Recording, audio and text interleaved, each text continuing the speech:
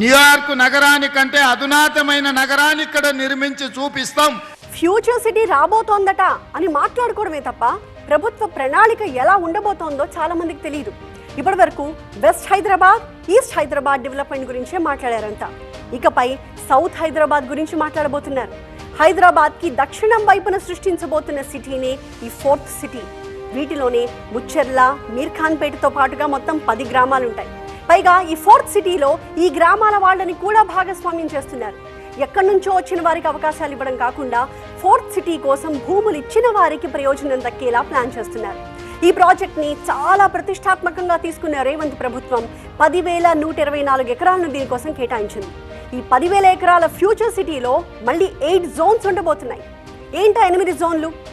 artificial intelligence city, life sciences hub, health city, sports hub, electronics and advanced manufacturing zone, education